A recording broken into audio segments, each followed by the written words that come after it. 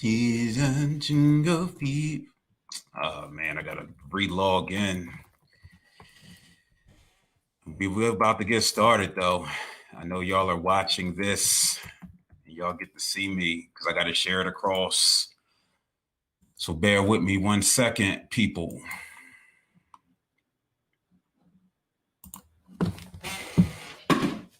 Let's see. The beautiful thing is I get to edit this. God, that's on God. I hate Facebook. Rolling, people. Just give me a second.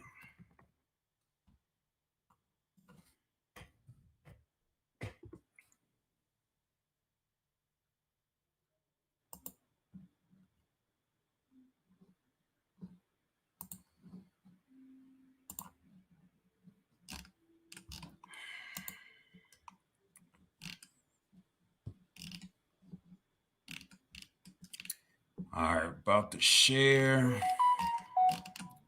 If I know how to share. All right, there we go.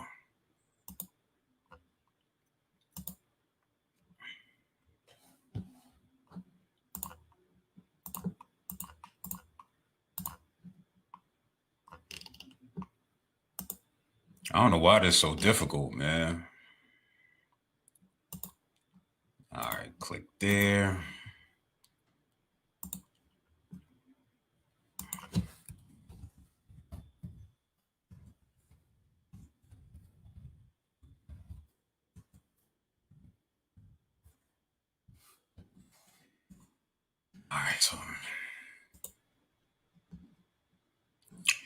All right, so I just shared a Vic. Now let's get it popping. Peace, peace, peace. I am Phillip Roundtree, and you are tuned into the May 18th edition of Rhetorically Speaking. As you know, this is the hashtag You Good Man Men's Wellness Group Mondays. I got to figure out a way to shorten that name. As always, shout out to the people who are watching on Facebook Live. Props to the people who are watching on YouTube Live, even though it's not live on YouTube right now, but it will be tomorrow. Just how this thing is how we giving it up over here. Shout out to those who are watching on Instagram. You're probably not watching because I'm not sharing with y'all today.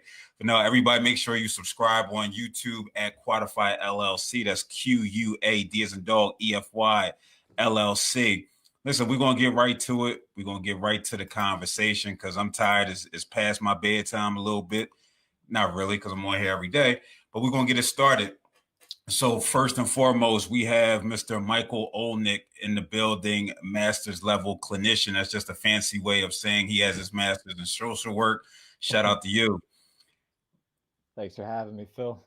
No doubt, no doubt. He's always on time, man. Shout out to our resident Negro dancer, professional dancer. We have Mr. Zane Booker in the building. Shout out to you, Zane.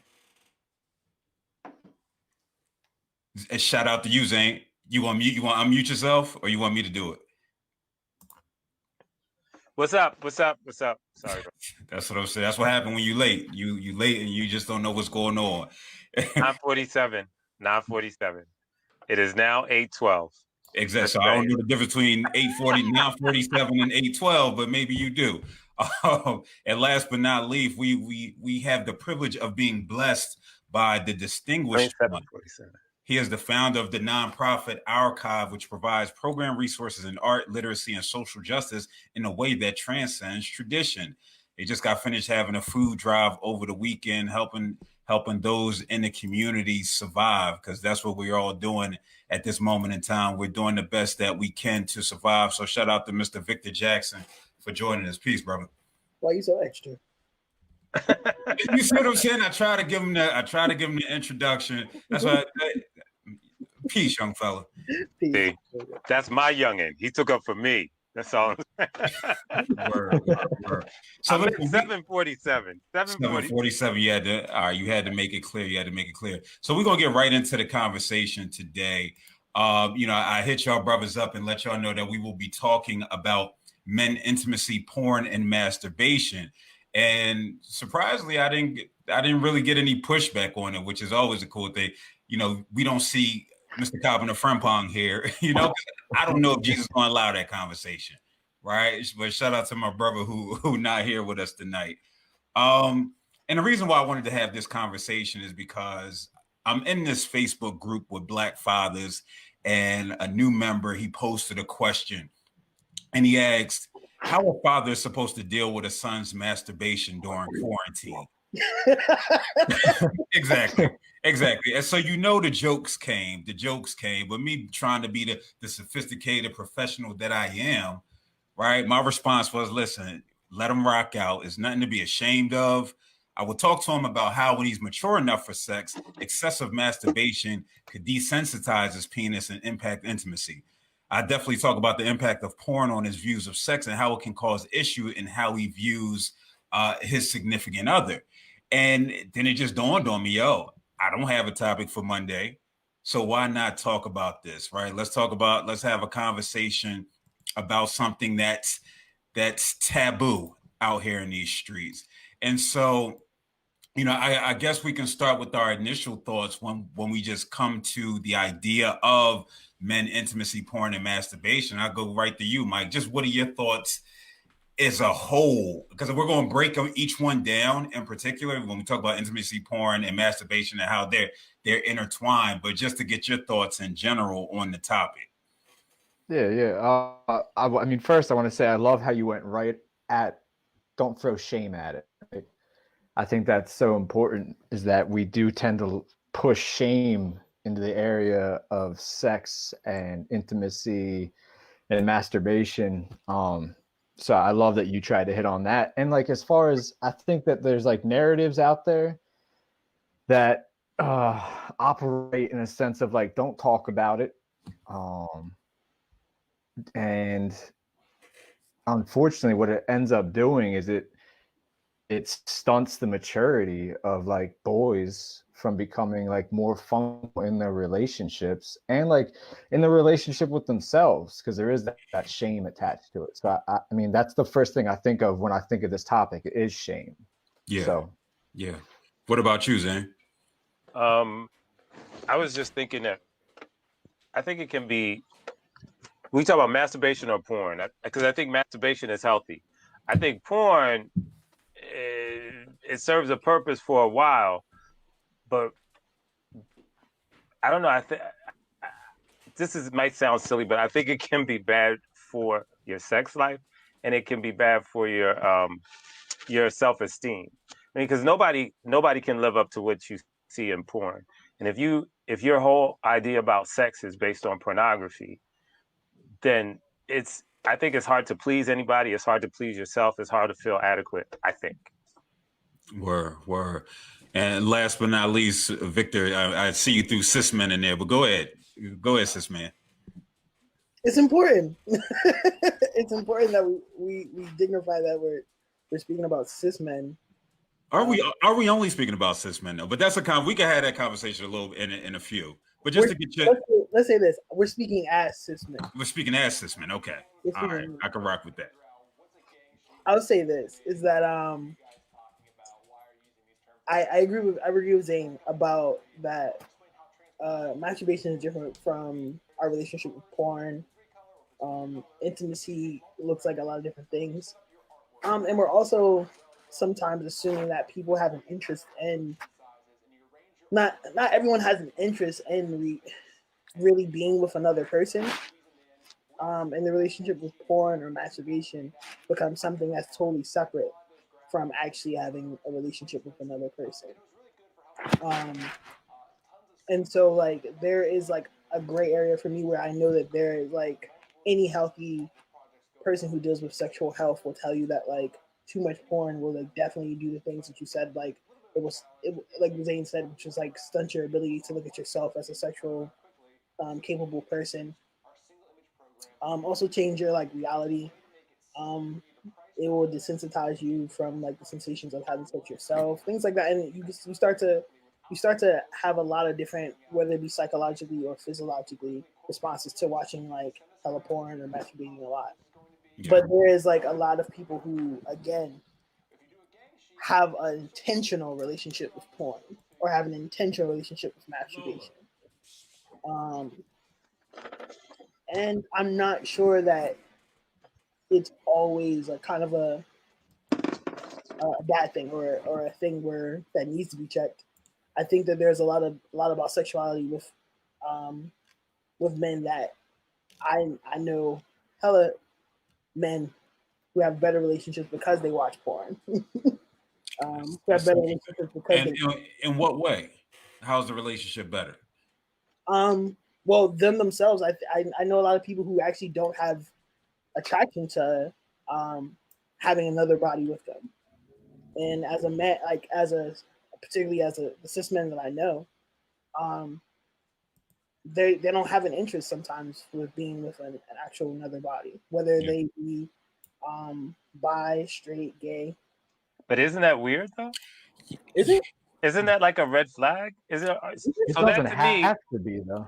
but doesn't it? If you have no interest in being physically connected to another person, Those people that's a red flag, right? No, no.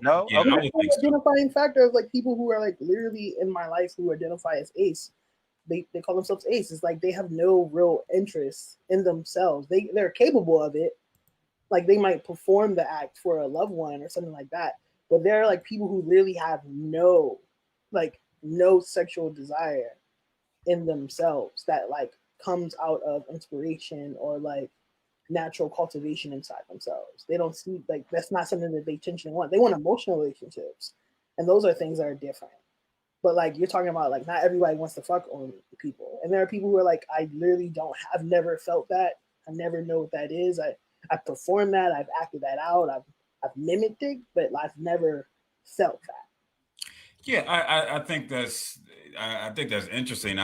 I'm more aligned to agree with Zane, just as far as I can understand now why somebody might say that. So it could be where they are currently in their life, but I would definitely look back and try to see, if they had some issues with attachment, if there may be some abuse and that's taking place.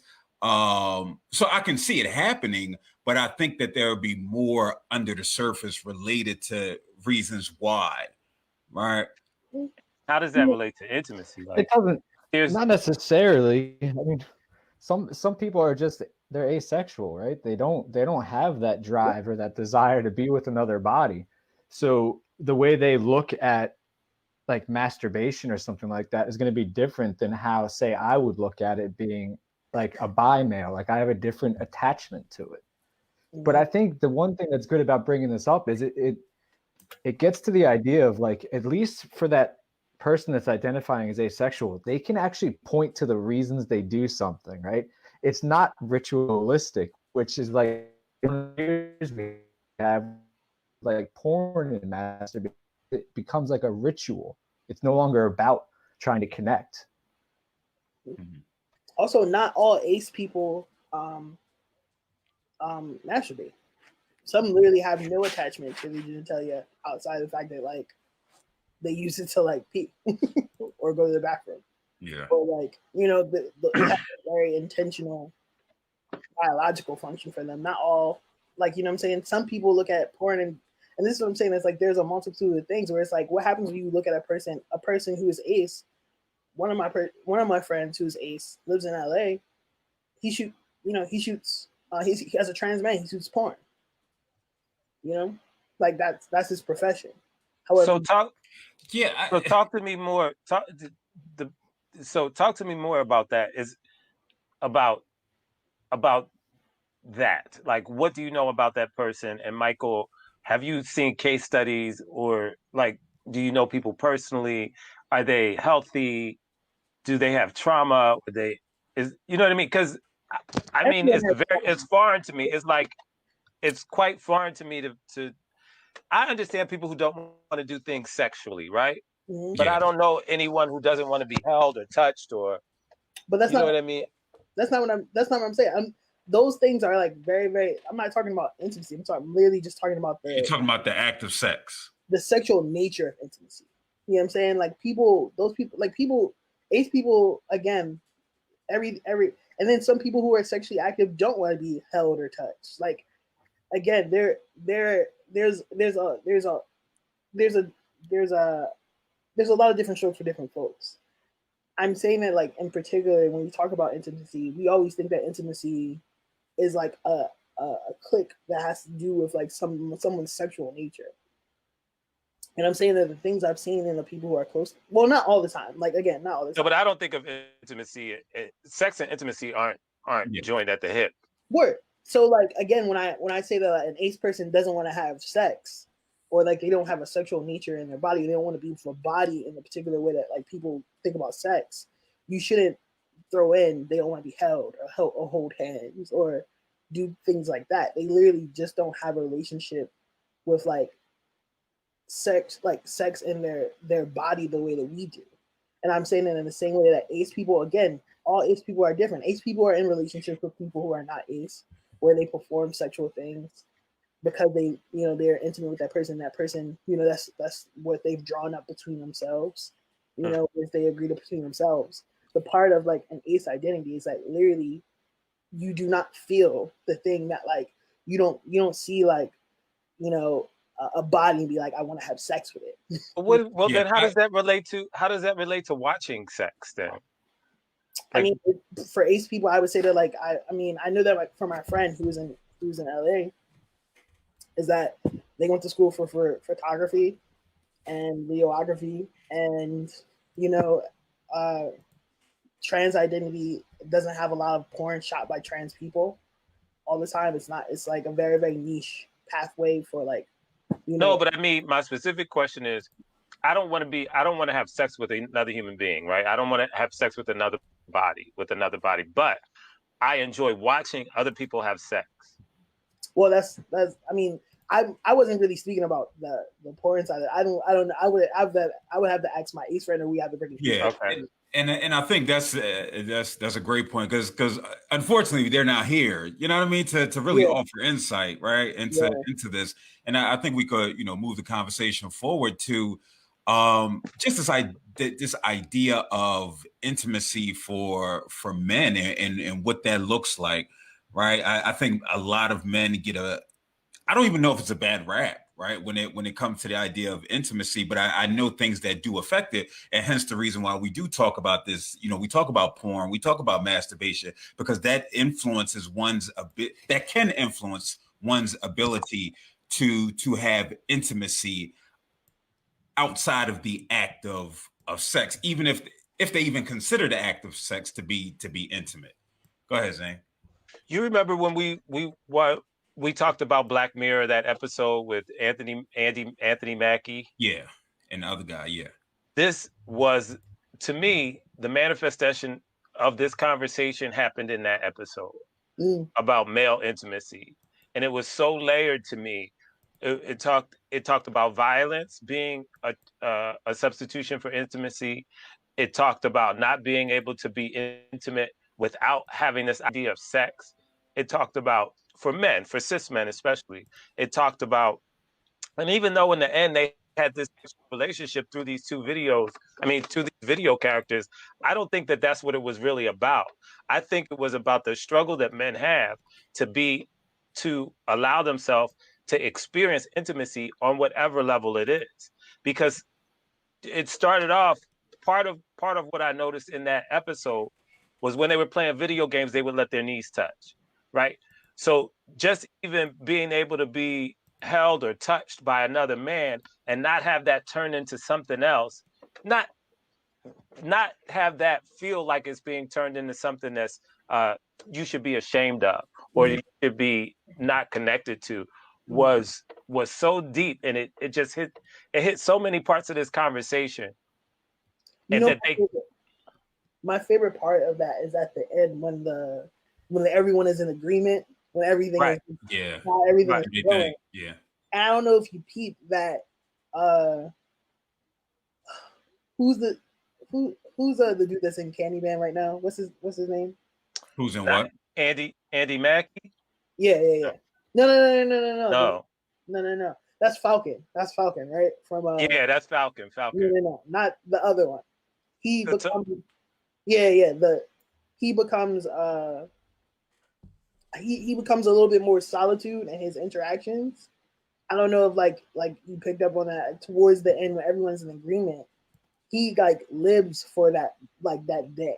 Right. He starts becoming sexual with other people, and the only sex that he like participate in is like the one day a year where he can do this with his friend. Right. You know, and like again, like and like the parts of like intimacy is like, and we know like a few dudes like that who like not a few dudes like that, but it's the way that people start to relate to sex for themselves in a healthy way and or an unhealthy way starts to change when they have like a little bit more access to like one like govern themselves, govern like how they like have to like interact with people to get that feeling, how they don't. And I'm not sure that it's always unhealthy or unhealthy. And so like I know a lot of brothers who like literally only talk to women to get sex out of them. You know what I'm saying? I know a lot and all their intimate relationships are with other men. Yeah. You know what I'm saying? And it's like, that is perfectly normalized. Like that is perfectly normalized, you know? And when we talk about like brothers who are like, I'd rather just watch porn. Like I don't even want to I don't want to really talk to people. You know what I'm saying? I'd rather just watch porn. I'd rather be with myself. And I'd rather like have I just don't know how healthy that is, right? When especially everything that we know about porn and the impact that porn has. And I think that's where the conversation was going. Well, it's a brand new world, Phil. Like, say it again. It's a brand new world. There's so many different types of porn.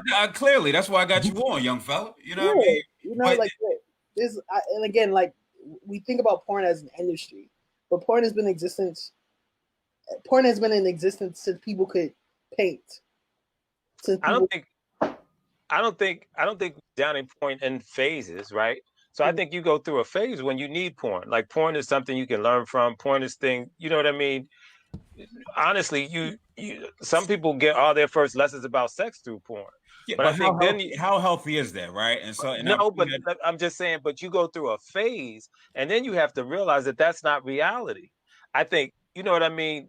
There has to be phases to this. There has to be levels to it. You know what I mean? No, I totally agree. I think if you get stuck in porn, it's a red flag. And this is what I'm saying. It's another form of escapism, right? You escape into that world. I don't know if I necessarily always agree with that. Like again, like sometimes, like again, maybe not at 30, but at 50. You said what? I said maybe not at 30, but like at 50 and 60, if you're still doing porn for 8 hours a day, you got a problem, dog. Yeah, like, it's some issues. Well, what if that is your way of being sexual in the world, and that's the only way you want to be sexual? That's your way of escaping the world. And the reason again, why don't you want to connect with another? Right? I think that's one of the questions that can be asked. You just don't want to.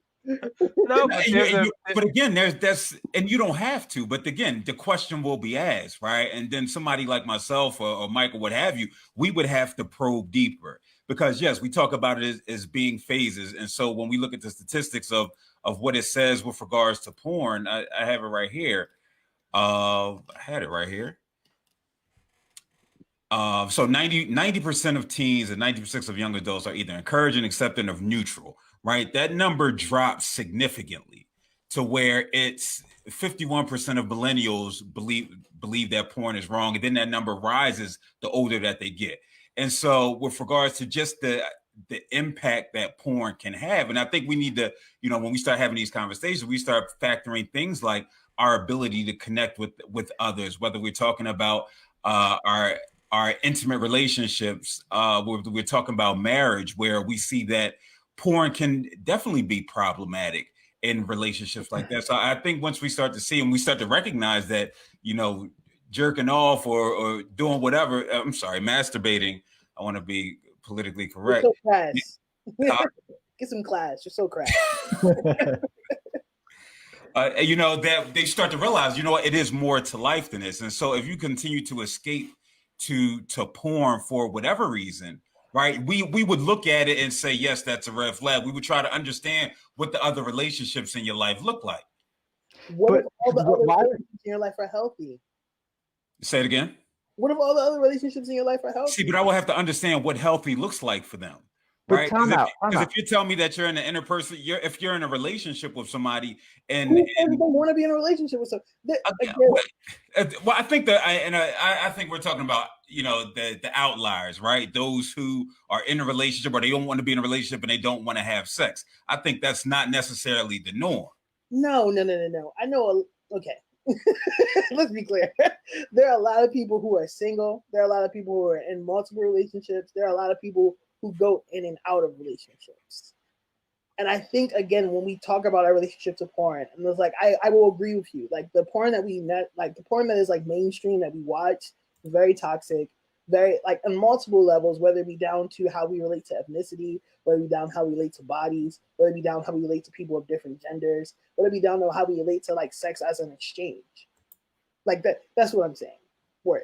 But if we're talking about literally the act of like pornography in itself, not the industry, the act of like pornography in itself, like where people are like writing, filming, taking photos, drawing sexual things, and we're saying that that is inherently evil. As like, nobody's saying it's evil, but there's an unhealthy component to it. But isn't there an unhealthy component to anything that we go after at all times? Like, it's funny how this morphed from us talking about watching porn to like now this person that we're talking about watches porn 8 hours a day. We're not saying that. We're just saying that they prefer this way of expressing their sexual nature. Like, that can be okay. It's not so much porn is the unhealthy thing. It's lacking the language to understand why we have the relationship with the porn. Like, what are we doing with it? And I think you can put anything into that. Like, take porn out and put something else in it. It can be escapism. Yeah. But that's what I'm saying. I'm not disputing that fact. Yeah. I'm just saying that it would really, when I was having mental health problems and I retreated into masturbation and porn, it was because I was depressed and I was not seeing anyone. Do you hear me? Nobody could come into my house. Nobody knew where I was, like for 2 years.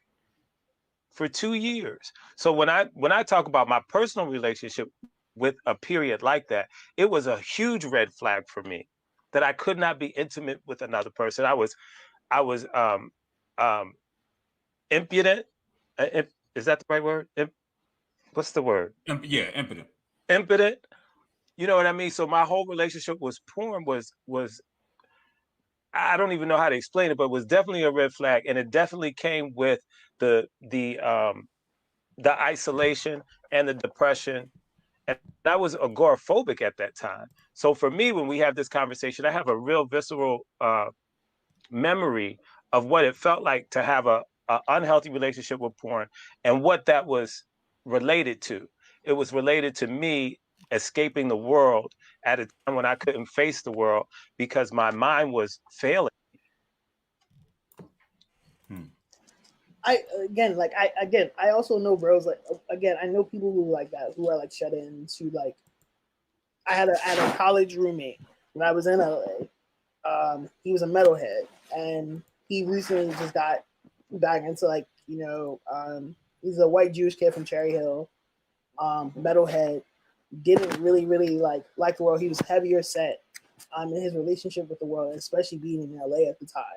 It was very, very hard for him to like do the things what he needed to do, which was like go to industry parties, or he was a writer, and he was trying to make his big movie and do all these things, and he found it very, very hard for people to look past his like physical image. And like, me and him spent a lot of time together, and it was very, very clear that he was a shut-in. And I realized that his relationship with sex and his relationship to porn was vastly, vastly different than my relationship to porn. Because I was like, fuck it, and he wasn't. And his thing was like, it became much more of a thing of like sadness and anger that he couldn't have access to a physical body, where my thing was like, no, sometimes I actually just like to just, find a good video. Do your own thing. Yeah. And like, I think for me, it's like, very different though. Yeah, it's very different. Yeah. And I feel like, and I think that sometimes and like, again, I think that like, I understand your situation, but I'm saying that like, you can't project that situation to every other situation. No, no, I'm not projecting it, but it's a fact. It's a fact that my experience isn't unique. You know what I mean? Yeah. And Yeah. I would that's why I asked for case studies and stuff. And although I agree with Michael that anything can become escapism, we're talking about this specific thing. We could be talking about drugs. We could be talking about running. I just finished reading Heavy the other day. We could be talking about losing weight. You know what I mean? We could be talking about gambling. We Yeah. could be talking about anything. Yeah. My God, that book was amazing. Heavy. Yeah. Yeah. Hopefully, hopefully, shout out to Al Latif. Hopefully, I'll get him on the show next week. We have Yeah, a writers workshop with some brothers and just discussing that process. But and again, one of the reasons why I wanted to bring this up because I saw what the comments were when it came to him, to the advice being given to this man, and then he started probing. He started asking me questions, right, about, well, is it a myth that you could desensitize yourself by excessive masturbation, right? And the fact of the matter is, yes, right, because what will happen is you'll only be accustomed to your touch. It's going to be it's going to unless you have like super testosterone, right, and you just rise at all times. And I gave an example. I said, listen, right, if I handle my business, I'm shutting down for 2 weeks. Like, don't talk to me for a couple weeks, right? Because I'm not, my libido is just not there, right? I had to recognize that about who I am. And so and again, he started getting into the conversation about a sexless marriage that he had with his wife. And again, these underlying issues when it came to him with regards to sex, with regards to masturbation and how he's showing up. And, I think that for a lot of men, not the one that, because Vic know everybody, right? Vic know everybody. That's the outlier. The outlier, Vic, that's your new name. But I think for a lot of folk, Don't be mad because I'm not basic. listen, we're not going to beef on air, man. We're not going to beef on air. I think a lot of our relationships with porn, like we're coming in contact with it in the most unhealthiest of ways, right? Like I still can't listen to porn with the sound up. So, right? Like, and we That's think your about own shame. That's your own shame. because think about it, how we're coming into contact with porn. We're not coming in like, oh, here are these individuals having sex, and I would like to know it's shameful. I shouldn't be doing it, so I have to turn it down. Wherever you were at, you. So you were telling me you were in the house with somebody just getting your masturbate on with the on your phone because you're the cell phone era. Or on Showtime, Red Shoe Diaries. See, look, first of all, the internet exists now. So that's how old you are. That's the point. No one is watching Showtime. We are. Trash. That's what but this is what I'm saying is like your relationship to porn comes from like the identity of like a shamefulness. And like again, like But isn't that a majority? Isn't that many of us though? But like, I don't know how many people are introduced to it. That's not healthy. I'm saying that is inherently, again, if that's your starting point, it is always going to be unhealthy for you. Anytime that you look at like sex that is in art, that is in writing, that is in photography or video, it's going to be unhealthy. It's going to be unhealthy because you think you should be shameful about it. And my whole thing is like, no, I'm not going to be blasting it because I have roommates, not because I don't want them to hear what I'm doing, because again, they probably sleep. Or again, they're probably like they don't want to hear that. It's a more of a considerate thing, but I'm not shameful about it. Like once in the blue moon, I might be like, yeah, I'm about to go handle my business upstairs. Don't talk to me for like a few hours, and bust some moves. Like, but again, like your relationship with like the ability to see other people having sex, you're coming from this place where again, like maybe the porn you're watching is the problem. Like there are people out there who are couples who want people to watch them, who want people to have like an experience of looking at how a body has sex like theirs, and people who want to see that. And you're talking about people who maybe don't always get to see bodies like theirs have sex. And that's no. I completely agree. And it's not to say I don't want to sit here and say like porn is bad and porn is inherently bad. But what I think it's the motivation behind it. And while we're using it, I think part of it is a lot of the imagery that's watching porn on mute, bro. Say it again. You watching porn on mute? Yeah, because I don't need to hear the noises, man. I don't need all that. You know what I mean? And now Not You my, got in on the last channel, so you just in case somebody walk up the stairs. no, see, we had it back in the day, channel 46, and you might catch a little scramble here and there. You know? But, again, you don't need to know about that. My mom might be Are watching. you that old? Oh my God. But isn't the My shame era. we're talking about, the shame we're talking about with men and porn, doesn't it extend beyond just shame with porn and shame with actual touch, shame with with sex Indeed. in general? Indeed. Like, because the one thing I thought of that Zane brought up earlier is just men's relationship to touch. I know for me personally, like I know my like wiring for that is somewhat screwed up based upon my upbringing. Like there was no touch in my household. So like today I react to touch a little. Like if someone just gives me a hug, I'm gonna be like, what the fuck you doing? Yeah. Because I don't know how to react to it. So that like those kinds of like messages are going to inform my relationship to like intimacy, my relationship to touch. What am I using porn for? Like all those, like I think the shame idea goes way beyond just porn. Because like think about the kid, like the dad that reached out about his kid. Like, does the kid already have an unhealthy relationship with porn? Probably not. But if we interject with all this shame and wrongness, he'll probably develop an unhealthy relationship with porn. You know what I mean? Yeah. Yeah. You about to say something, Zane? Well, so I agree with you, and that's why I was trying to reiterate that there are phases that I think are healthy. Like I think when you're young and you're discovering your body and you need that interaction and you don't know anything, so questions can be awkward. It would be great to have somebody sit down and sort of explain the anatomy to you, but also, and then you also learn what you like in those situations. Not that I know that the images in porn are not great, but at least you get to learn things, that possibilities, and you get to learn something, right, from that thing. Then the other thing, are you learning? I think that my mother, even just the basics, dude, like I think, trying to figure out the right hole to put your penis in with a woman, you know what I mean? Like those things, my mom, I think she left the porn in the closet on purpose. Because I certainly found the tape, and I certainly watched the tape when she went out.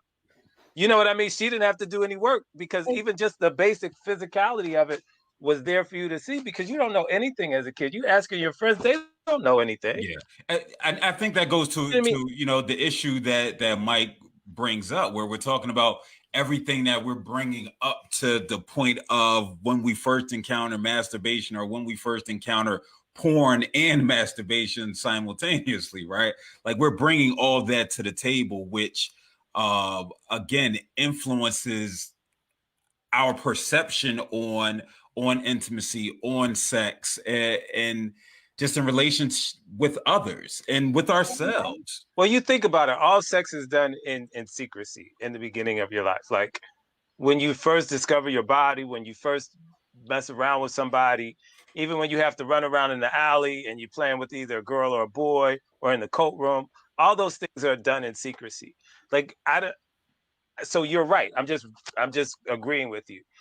The shame is built into the way we learn about sex, because we don't have a free space to sort of get introduced to sex. You know what I mean? You don't have at a young age, there's nobody. I remember when I asked my mom about the birds and the bees, and I remember that it was such a vague, ridiculous answer. I just went upstairs even more confused. I was like, when are we going to have that talk? She was like, something like, well, you already know, or I saw, you know what I mean? Don't. Yeah. You don't know. You know what I mean? And then the next version of that conversation was about condoms. So it went from I want to bring up nothing this point. to condoms. My bad. And I want to bring up this point that Ashley Rankin made. She says that's interesting. I think from learning basic anatomy is cool, but the theatrics of porn and expectation may be a bit skewed. And can I respond? But there's different porn these days. That's what I'm saying. Yeah. Like there is much more ethically produced. It's not all toxic. It's not all toxic. This is what I'll say. Right? So the statistics. Let's be clear though. Make your point. There's porn on network TV these days. Let's be clear. Yeah. That shit is porn. Yeah. I watched Insecure the other day. That shit is porn. You can't tell me that it's- Nate sucking on Issa Rae's titty was not pornography. It's ethically produced. I was sitting there going, they really are going for it. And it was nice. It was nice. It was enjoyable. It was all right. Listen. But let me just bring this up because I do want to speak to that, right? Because we talk about, and it's the same thing we do with hip hop, right? We're like, yo, with so much other hip hop outside of the mainstream, which we see. But this study shows that 88% of scenes in porn films contain acts of physical aggression, and 49% of scenes contain verbal aggression. So again, the majority of what's being produced and promoted. Now we have OnlyFans, right? I don't have an OnlyFans account. If you do, let me get your password. My question is, what do they consider porn? Like, yeah, and what are they scanning to get those totals? That's what I'm saying. So, like, again, so when you talk, they're not scanning OnlyFans, they're not scanning premium Snapchats, they're definitely not screening private sellers. They're definitely not. They're not screening. And again, are they only screening stuff that's in a Western context, American context, and only English speaking porn? Are they like? So this is what I'll say. So no, we're not. Go ahead. Can I just say one thing? In Europe, on the regular stations, back when I lived in Europe, like around 11 and 12 o'clock, used to be regular, what they call them French art films or whatever, used to come on. It's very. Listen, all right. So my issue with the conversation that has to do with this is like the type of porn that is like, again, I guess like mainstream. Again, we're aware that there's danger in there. There's like there's a lot of like skewed imagery and focus and context in there. That's perfectly fine. My issue is that there is so much for us as a community who is trying to be proactive, and again, giving sexual autonomy to our youth, to our folks. It takes us again to it takes focus for us to like shed our shame of it first. That's the real thing. So like my issue with like not my issue, but my advice for the brother in the Facebook group, it was like, if you're aware that your son is like masturbating, if you're aware that your son has like found his right hand, he's discovered it. You know what I'm saying? Like, it is no going back. You know what I'm saying? Then it's time for you to have a conversation. And it's also time for you to be vulnerable in a place where it's like, you need to, again, is the porn you watch all verbal aggression, all physical aggression? Do you have no acts of like intimacy? Do you have no acts of like reciprocity in your porn? Do you have no acts where people in porn are not being racialized, heavily racialized in their category? You know what I'm saying? Where they're just able-bodied people, or people who are like having sex or having intimacy, and there's like people who are actively producing this work with a context to not serve the porn industry, but to actually put out work. There's like way too many couples who literally have sat down to themselves, who are on Pornhub, who you can subscribe to, who not only like produce porn that is actively a service to their marriage, but also give talks about what is like good intimacy. But again, who's going to watch that, right? And the reason why I say who's going to watch it, and this is why, because we can't forget about the imagery that's coming from every other direction when it comes to sex. So to get anybody to say, hey, sit down and watch this couple make love, right, in missionary or what have you. I'm playing with missionary. But then I've had 30 years of hip hop telling me this is the type of woman that I need to be watching, and this is how she needs to be. I need to be busting in the eyes so she could watch my kids, right? And I'm having the movies, and so I'm having so much. So why would I even dare sit down and watch a healthy couple have quote unquote healthy sex when the imagery again, like, this is my thing, is like, I think people again don't also give themselves credit to explore their sexuality. Like, just because you think that you're like constantly and consistently, just because you think that you've been normalized to like aggressive sex and things like that, that you won't dabble into something that's a little bit more soft, And we do that with people who are like naturally soft. It's like, oh no, you need to try a little bit more of this. You know what I'm saying? You need to try, but it's never the other way around. And my whole thing is like, again, you don't have to like sit down and watch a video with your son. That's pretty awkward, and that'll be traumatizing. But like again, like if you can tell, like again, if you can talk to your son about the things or the way to healthily explore sex, the way to healthily explore all the access that you have to sex, that is a different thing. To like normalize, hey, these are like different categories that like I think that like have always been around that are very don't ever watch shit like this. Don't terms like this are very, very mean towards black men. Don't those are particular things that you can again have dialogue and conversations about. But I think but that requires a certain level of self-awareness that you have to have. And the issue, I think, what it comes with it is a lot of us do not have that awareness for whatever reason, whether it's past trauma, whether it's upbringing. Huh? What are we doing this talk for? Oh, that's why we here, brother. That's why. Come on, baby. That's why we here. Keep up with me, bro. This is a good question. What is healthy sex? Is that even a thing? That's you let me know. I don't want to mess your name. I'm about to call you Cologne, Mr. Collins. You know what I mean? You let us know. What is healthy? What do you think healthy sex is, right? Because what your definition is might be different from mine. Now, could there be some concerns raised, right, from what another person's definition of sex? For sure. I think there are times. Go ahead, Michael. Well, I think that this is starting to kind of bleed into our conversation on consent a couple weeks ago. Yeah. In the sense, like, especially when Vic was talking about, like, just have a conversation with your son. Like, it seems so simple and so straightforward. But Phil, to your point, I was also thinking, what if you don't have the availability to make that conversation? Like, what if you haven't been given the necessary tools? So then it's a question of, like, how can we promote the ideas of body autonomy, the ideas of consent, the ideas of sexual exploration in a safe space? Like, how can we promote those kind of ideas? Because that's how we get to a point where a person can decide what healthy sex is for them, and then they can better find somebody else that also agrees or is game enough to try their version of healthy sex, right? Yeah. And it really comes back to this idea of, like, creating spaces where men feel like they can be vulnerable and talk, and where there isn't a sense of shame or I have to have my guard up, right? And it's really, it seems simple, right? Just have a conversation with your kid. But a lot of the times we're not giving the tools to parents to have that conversation. Yeah. They rather I think people should rely more on books too. I remember when I was growing up, there was a young adult book that I remember. Maybe that's. I remember reading the Zane series. Well, that's totally different. Yeah. But I remember some young adult book about sex. I don't know. And I don't know what was on the podcast last week.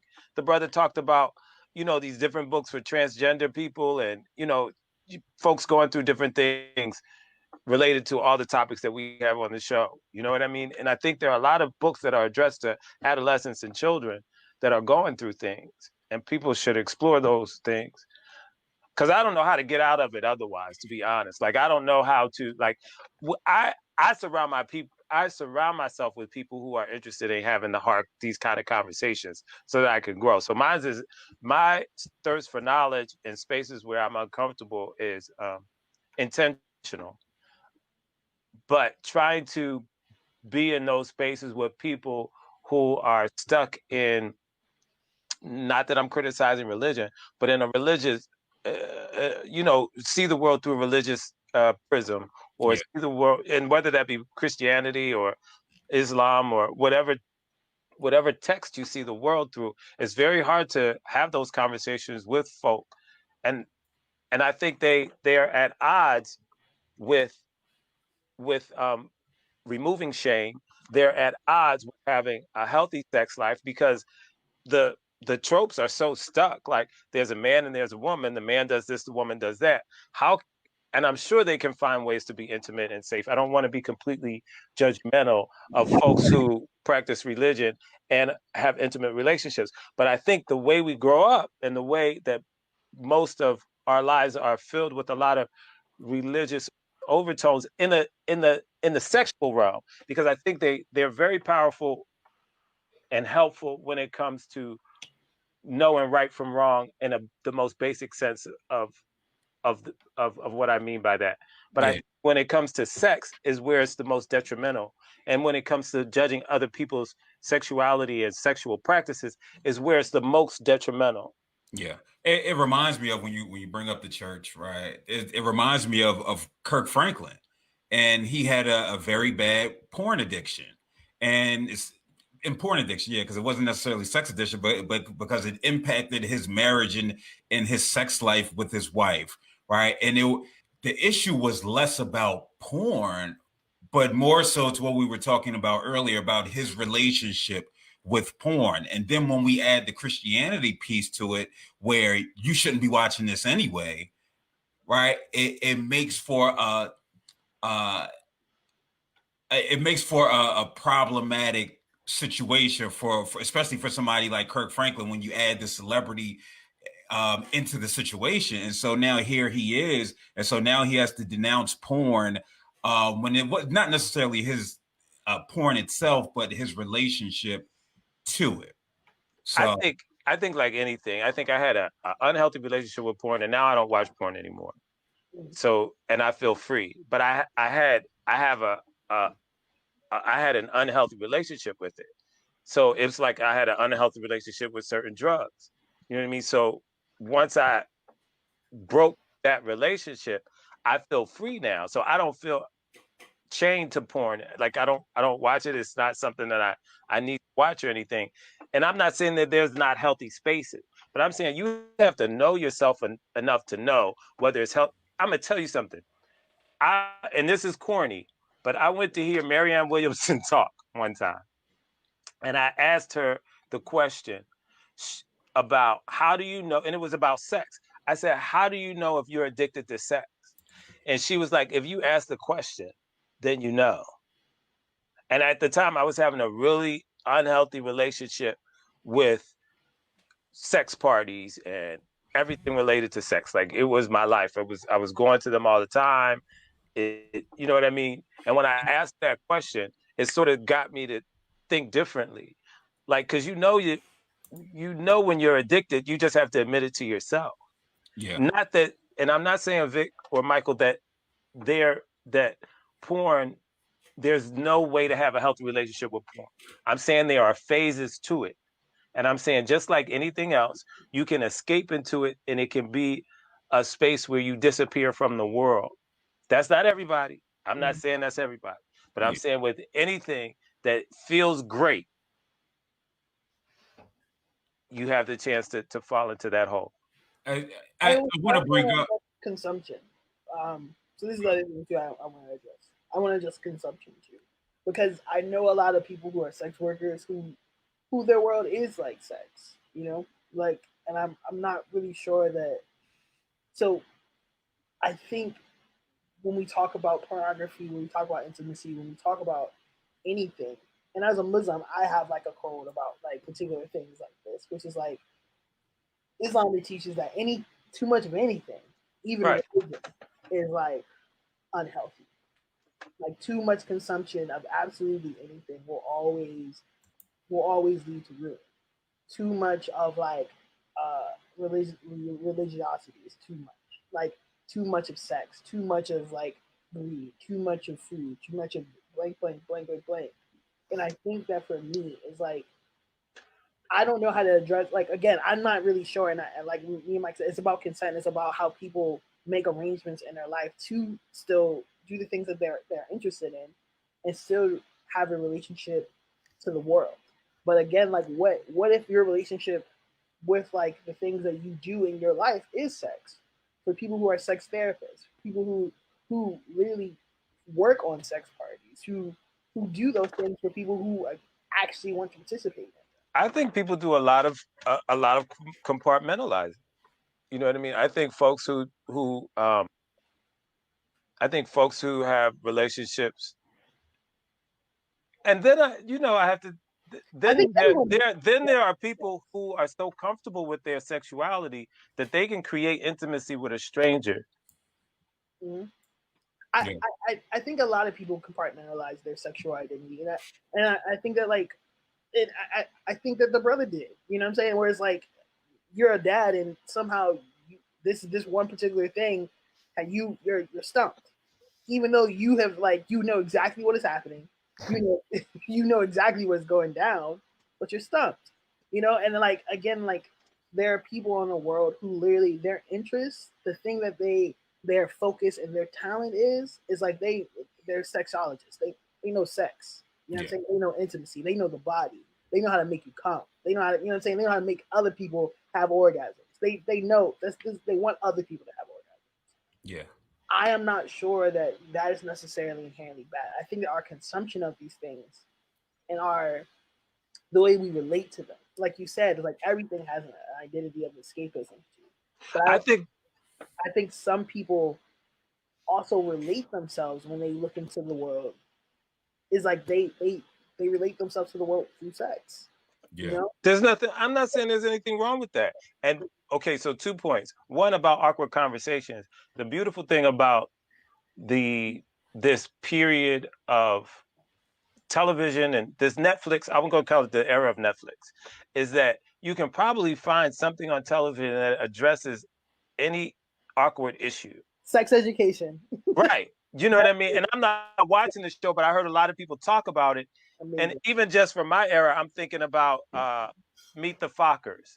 You remember Barbara Streisand played this sex therapist person, and even in the most comedic circumstances, she was talking about it and having these really funny conversations. So as an adult, when we say that there are no tools, there are things in the culture that can help you have these awkward conversations now. I think more so than the era when we only had what's his name? Dude that just died, who produced the Jeffersons and Archie Bunker and Some white guy. some white guy. Yeah, I don't. Neil. I can't remember his name, but anyway, he had topic-driven comedy, right? Mm-hmm. So all I'm saying is that where once you could only find uncomfortable topics discussed by certain writers. Now we have this plethora of uncomfortable topics in Netflix and Amazon Prime and all these places where they're making things that can be a niche thing. If I'm making any sense, I'm just saying we can find answers. I completely agree. I completely agree. But then the question is, who's watching it, right? But I'm saying if you have an awkward situation, anybody's listening, you don't want to talk about it. Find something on TV and let that help you, like because it might be able to. Well, I think we definitely talk about a fear of consequences, right? When we talk about Anthony Mackie and Black Mirror, what's at stake in this situation if I admit to liking virtual sex? That's why I was just reading that virtual sex what is it called? Hold on. Virtual reality porn. Virtual reality porn is going to be a $1 billion business by 2025. The only things that'll be beating it is virtual reality, NFL related content, and video games. Right. So clearly there's space and there's a market for this. And I think, again, it's about that level of comfort that one has in being able to explore this. And it's about offering themselves the permission to be able to do it. But again, if you start to think about first, that means you would have to hush a lot of those voices that's been in your ear throughout your life, whether it's family, whether it's religion, relationships, or what have you, to get to this point where you feel comfortable in exploring. I was sitting here thinking about how for a long time I lived with the Madonna horror complex. I'm not sure if you're familiar with the Madonna horror complex, but it's the idea of where you had your Madonna pristine, right, image of a woman, and then you had your prostitute who you can do anything with. And actually, a homie of mine, he told me this. He said, "Nah, my wife won't give me oral sex. Like she can't, right? Because she's the mother of my children." And I think for a lot of us, right? I think for a lot of us, I mean, not your generation, Vic. Your generation, wow, having orgies and stuff. No, we didn't invent orgies, bro. See, y'all having them on Snap. Y'all having them on Snapchat, right? That's we don't do it. First of all, y'all created Freaknik, so don't do this to me. Don't. Listen, I agree. But so many, I think for a lot of hetero cis men in particular, they fall in that trap where, and I think porn has a lot to do with it. I think the music that we listen to and the entertainment that we listen to has a lot to do with where you view the one woman as pristine, right? As having this image that's wifey, right? You got a wifey, and then you got the side chick. Well, what can I throw this in? Can I throw that DJ Khaled doesn't give his wife head? Like that picture of like sexuality and like men, like that is like pristine. Let's be clear. Like I used to listen to DMX with my dad in the car all the time. DMX couldn't fathom like men giving women like head. Like well, I think none of us can. None of us could during that generation. Like but that, again, like my whole thing with that is like I think again like there's so much that like an older generation, their relationship with sex is like very, very like it is a very low bar. Like it's a very low bar. The facts. It comes down to like the possibility. So like for example, you have like people who literally in the scope of who they are, they've had an open marriage. You know what I'm saying? But it's been without consent. Yeah. Again, that's when and when they hear people today, where it's like, no, me and my wife, we do our thing. It blows their mind. But like again, when you got like 3 or 5 babies, and we live in Philly, where Muslim brothers take a second wife like it's nothing. You know what I'm saying? And like my whole thing with this is like when we talk about the things that are possible now these days, it's like I can't talk to a brother who his only relationship with pornography was in the DVD era or the VHS era. It's like I don't know how to talk to you, bro. Like I've been able to find exactly. But that's where I'm telling you the hope is with your generation, because I love it. I love the fact that there's this liberation and there's sexual and gender fluidity, and I think I learned so much that year after I had that conversation with the brother outside of the Sadia Hartman's thing. That sparked a whole year of investigation for me. Like everybody I talked to was about gender nonconformity. Like you remember when I was going through that phase, I had to have that conversation. Yeah. Because it floored me. That's a whole nother topic. But anyway. Yeah. That's all. I'm not going to. I'm just applauding your generation. It was introduced.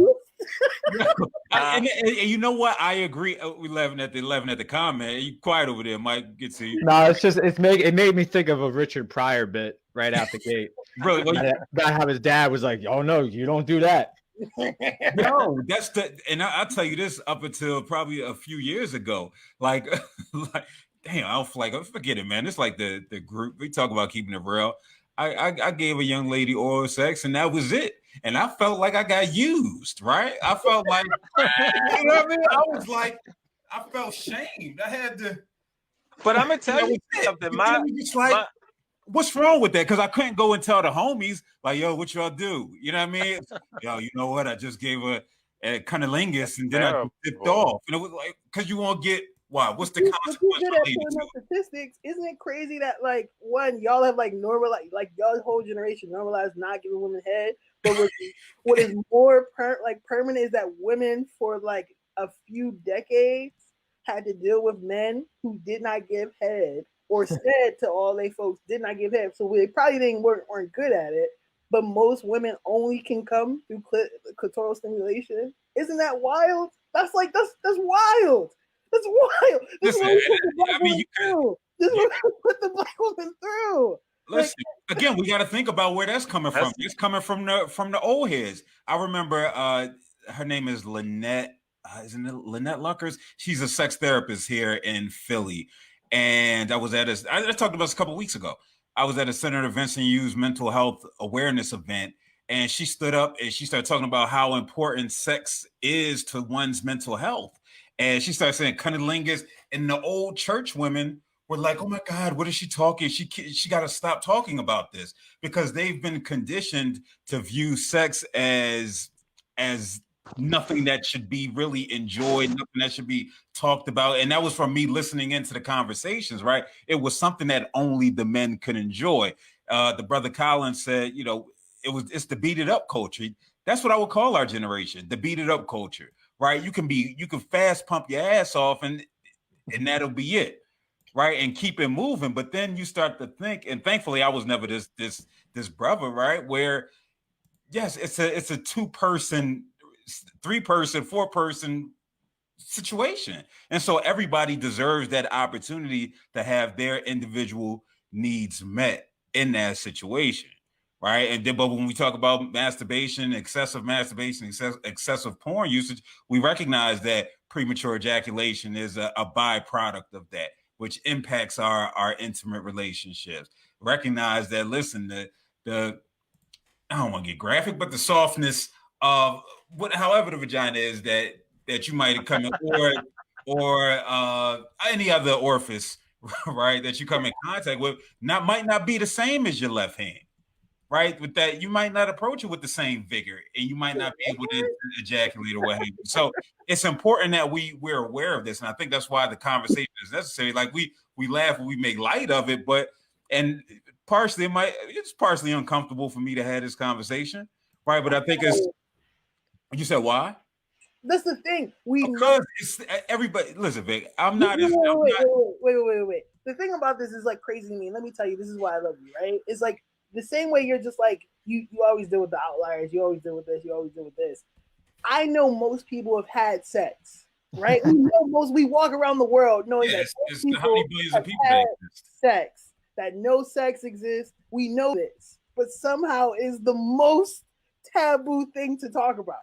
It's the one thing we know that everyone has had a relationship with in some way, shape, or form, whether it be unhealthy or healthy. We know at least if I don't know you did, I know that your parents did. Yeah. I know whoever brought you in this world did. And somehow it is the most uncomfortable thing to talk about.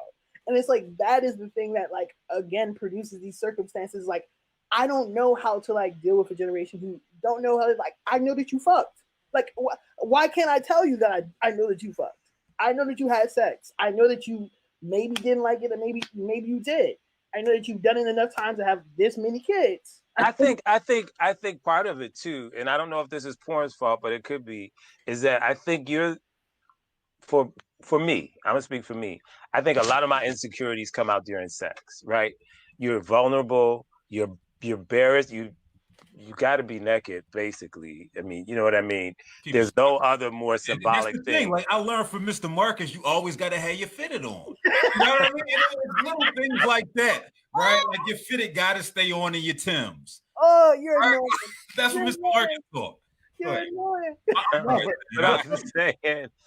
I'm just saying that I think people don't want to talk about it because they're not secure in it. I mean, you got people who boast, right? You talk, there's hyperbole, you know what I mean? People talk about it in certain ways.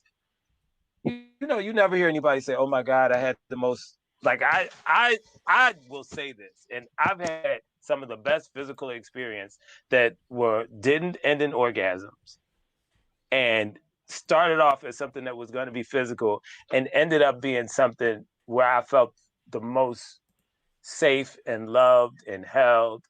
And not that those are two of the same things, but if we're going to talk about intimacy, there's a part of intimacy that doesn't have to ejaculate. You know what I mean? There's a platonic intimacy that is. Am I getting? Is it time's up? Thank you. I'm sorry for sending me text messages. I'm sorry. That is very powerful and can be physical, but not romantic or sexual. Does that make sense? Yeah. No, and I think Vic brings up a good point about like that we don't want. It's so taboo, right? Like, and the funny thing about it is American society sex is everywhere. Everywhere. It is everywhere. But at the same time, most individuals have been taught, don't talk about it. So it's like this weird in-between space where, of course, we have insecurity. Of course, we have issues with being vulnerable about it. We're taught to be that way. It puts us on a shaky ground where we're like, we don't, like, it's in our face, but at the same time, we're not supposed to look at it. It's wild. And I don't know if it's our puritanical roots, man. The Puritans coming here being like real fucking rigid and like. And that's the thing that's crazy. When you talk about porn, is like, most people who have sex don't look like porn stars. You know what I'm saying? And who is best to deliver that information if not my dad, if not my mom? You know what I'm saying? When I discovered that, who like, again, like, there's a certain type of responsibility that we need to have, or a certain type of like bravery that we need to have this one particular thing, especially if we're dealing with children of color. We like deal with children of color. We can tell them about police brutality, but we can't tell them about fucking. That's weird. That's weird to me. And like, for me, it's something that I need to change. And I know that my mom needs to put me D. Like, you know what I'm saying? My mom always put me D about things. And I've always appreciated that about my mother and about my dad. My dad was a little bit more coarse and he listened to DMX a lot. But again, like, my mom was very, very open with me about this because, again, her perspective was, once you have a baby, you know what I'm saying? Life no longer becomes about just you. Successfully, if I've raised you right.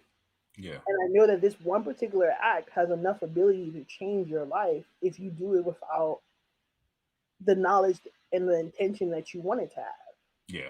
You know, and so, like, if we're talking about protecting our community, building our relationships around intimacy, around love, and around these particular things, again, and I'll also say this too, Zane, the most intimate moments that I've ever had with particular women that I've dated have been when I missed the target, you know, and I was schooled, you know what I'm saying? And it was like, you know what I'm saying? It was the conversations of like, you're not always going to be the goal. That is not the goal. The goal is not to like make you feel like you're on this pedestal because you can do particular things. The thing is like to get to know a person. That's a part. That's another form of intimacy and sex is a part of it. And like that's the thing too, is like a lot of people, their relationship with porn is like sometimes isolated. My relationship with porn is not always isolated. I've had partners where I've watched porn with, or we've like discovered it's fun. You know, and see, look, you're talking about, look at you, you nasty. Shame on you, Phil. Shame. That's why we have shame. No, but it took a point for me to get there. I don't even know when I got there, right? Just even some things that I wanted to explore and wanted to try. Like, it's still no way that I would have conversations with my homies about it, just because of what the response is going to be. I remember like it was yesterday. My homie, his pop, God bless the dead. He was like, he told her, he's like, yeah, you know. He said his girlfriend name. She's like, yeah, you know, one time she was giving me oral sex. Then she went down and she started playing in my ass. And it was like, I liked it. It was, and we're like, oh man, you wow. You know what I mean? You couldn't sit there and say, yo, you know what? Damn, it's like that. Maybe I should try it, right? You can't say that because I recognize. I guess I let it get out the bag and shit. No, but I recognize. I think that's becoming more acceptable. I heard two lines one was in a Jadena song. Did I say this out? Did I say this in this you can't form use before? Jadena as the example though. Why? Because Jadena is not representative of the hardcore hip hop culture. Yeah, of the unhealthy tie. He got his toxic. He's too pretty. He is. He's too pretty. That's what I said. He light skinned because he light skinned right here. There's a bar in the song where he says something. You never had a D like a strap on. All right. Look, and then I heard it in another song too. But see, I might have messed that one up. But the group Earth Gang. Oh, where? Yeah. They had something in there when I was like, I gotta rewind that. You know what I mean? So I'm just saying that the culture. It depends which one. Again, which song? This is also a generation where like people my age, again, like, and this is the thing, we can't put it's not a traditional thing. it's very, very much like a thing of how I think Americans, or just like where we are at as a society, relate to sex. Where some people are far left, some people are far right, and we don't know how to like come together where we can create a unified front of education around sex. You have like people who are like having conversations about like whether you, if you let your girl peg you, are you gay? You know what I'm saying? And for people who don't know, pegging is when cis woman, you know what I'm saying, uses a strap on or penetrates a male in the relationship. But then you have like, and those are left field conversations where like people are like, does this make you gay? Really? I don't think so. Blah blah blah. And you have people who are on the right who are like, if you order dessert, you order dessert while we out, you gay. Yeah, yeah. If you use an umbrella when it's raining. If you eat a banana, yeah, you got to eat the banana. What is it? You got to break it off and eat it like this. Can't let Mark see this. These are all conversations that exist, and these all have to stem from how we relate to like gender, how we relate to sexuality, how we relate to intimacy, and how we relate to porn, and what is sexual and what is not. And so I have a question. Do you think that with all the good and bad things that are out there in terms of social media, do you think that the ability to have these conversations was made easier because you can have it online? And it helped people be more free to say who they are and explore things differently? I think for me, I've experienced, because I have people in my personal life who also help me navigate better spaces online. It's like I'm not just like starting off online with my homies from around the corner. You know what I'm saying? It's like, again, like I'm not sure that I'm this is what I'm sure of. I'm sure that for most people who are like starting off and trying to understand sexuality for them, it will take a lot of bravery and a lot of time and effort and initiative for them to like learn particular things if they're coming from an online space. Because the thing about online is that everyone's online. So everyone who doesn't agree with a more liberal or a more free sexual education, a more like so the echo chamber. There's not like a comments. The words that are in my head are echo chamber, sexuality, space. You know what I mean? There's not a space. I feel like there are more niche spaces where you could go to have the conversation, not necessarily the general. Yeah, I think you could find your tribe. I think that's what I'm trying to say. Definitely could find your tribe. That's the beauty of being online. You could find your tribe. But as far as having a macro conversation with people, like with me, I don't care. I'll post anything, allow people to comment. But people aren't commenting to learn, right? People are commenting to get their shit off, to get their thoughts off. But they're not trying to really learn and understand. It's not just with regards to sexuality, but it's with regards to understanding race and ethnicity and gender and capitalism, favorite foods. Like, people are just not really here to learn. They're really here to just get their thoughts and opinions off. And so it's important that you're able to find your tribe if you want to have this conversation. Like if I'm interested and enjoy pegging, I might not necessarily take that to my Facebook page. I might take it to a private Facebook group and have conversation with other hetero cis men who enjoy pegging, right?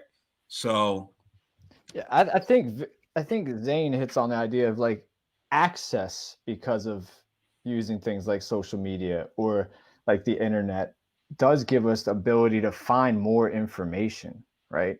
To move, like, say, like if we start off at a point where we're told this is bad, this is wrong, shame this, shame that, but then we find that our tribe online and we're able to get into a space where we learn like it isn't wrong, it isn't shameful, it isn't bad. So I think that there is an access point that is more available today. Like, I know for me, like when I was still in the closet as a bi male and my wife didn't know, and like I was trying to figure out how do I come out about this, like I went onto Reddit and found people that had the experience and like found out what they went through. So like in a way, there is more access now because you can reach people that are way beyond your physical location. Yeah. I think too many people are. I don't think everybody's here to learn. And to understand. I mean, we could look no further than like 5G and coronavirus and who is it now? Bill Gates, right? Yeah, Bill Gates has a patent on Corona or something like Yeah, that. you know, and it's just like, no, we're interested in conspiracy theories. We're not really interested to understand how other people live their lives, and so we can gain a greater understanding of the humanity that exists in all of us. Right. So we've been on here for a minute. So we get your parting thoughts. I think I'm gonna go for it. I think I wrote down the word control, which we never really got to, and objectify. But I think the beauty of the conversation is that there is an energy in the world that wants to learn. You know what I mean?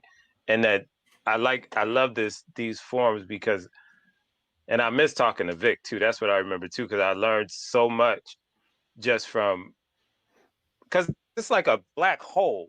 So anyway, that's all I was saying. I like these forums. I like to learn. I'm glad there are spaces like this, and that they go into the world for posterity. So in 10 years, somebody might find this online, and they might get enlightened. What about you, Mike? Yeah, I think one of the main takeaways I think I pull from this is when Vic said it had to do with bravery. And I think that is like a really good jumping off point. Like when you were talking about being with friends and being like, well, I can't say that, but we can. But it does force us to be in that vulnerable position, because it is when we start having more conversations about things and we do choose to step into that moment of like, yeah, some people might dog me as soon as I say this, but I bet you they'll be thinking about it later. And again, like entering that space, that's what we need to do. We need to enter that space, because it's silly that sex is everywhere, but we're not allowed to talk about it. Mm-hmm. Word. It's on you, Vic. Parting shots. Parting shots. This is what I'll say. This is what I'll say. Have better sex. Have better intimacy. You arrogant little. No. And I don't mean have better sex. No, I know. I'm just joking. Have more intentional sex. Be present. Like be super present. Be present to the point where like someone has to tell you sometimes shut the fuck up and just like, just do the things. You know what I'm saying? There's no unhealthy stake in that right now. We need much more of that. We need much more intentional intimacy. Everyone does. You know what I'm saying? And for me, I'm not perfect. I'm always learning every fucking day. So most of us are. And I think that for me, I know that there are a lot of people out there who genuinely aren't happy, who don't know that there are other things to feel out there. Word. Whether that be intimacy or sexual in nature. And I think that for people who are afraid, whether it be for religious reasons, whether it be for social reasons, or any other reason, or financial, because sometimes some people's sex habits are a little bit more expensive. I think for those people out there is that you need to make a decision for your happiness. You need to make a decision that is rooted in a better standing of social health, of mental health. Mental health. And that in itself will help cure a lot of the social problems that we are having, which is how are we relating to our happiness around this particular thing? Are you genuinely happy? Are you self-aware that are you self-aware enough that is this thing controlling you, or are you controlling it? Are you consenting to this, or these are the questions that will keep well, a lot of people will be up at night due to particular things, but these are the things, questions that will keep us up at night. And I think that the more we move forward with making it normal to talk about this, because that's the first step. It's like, the more that we do that, the better we'll get. Cool. Now, and I'm a piggyback off of what you said, Vic. Just this idea of self-awareness, self-love, loving yourself is so important when we talk about intimacy, because I don't necessarily know how you're going to be able to appreciate another individual if you're not appreciating yourself, right? There's limitations to it. So take pride in self-exploration. Listen, you're more than just a spit in the hand. Go out and get you some KY jelly. Go out and get you some lube. Enjoy the moment. Set a mood, right? Set a mood. If you're going to masturbate the porn, you know, listen, make it happen. Enjoy it, right? Enjoy it because you deserve it. We all deserve to come in life. Right? We do. We do. We all deserve to come in life. I think that's a metaphor for life, right? We all deserve to come. And so with that, listen, man, I appreciate you brothers for coming on to have this lengthy dialogue on intimacy, porn, mental health, and all of the above. Listen, y'all, we'll be back tomorrow with some dope content. Make sure you tune in. They're probably going to be at 7. I'm changing the time slot up because this is my ish, so I can do that.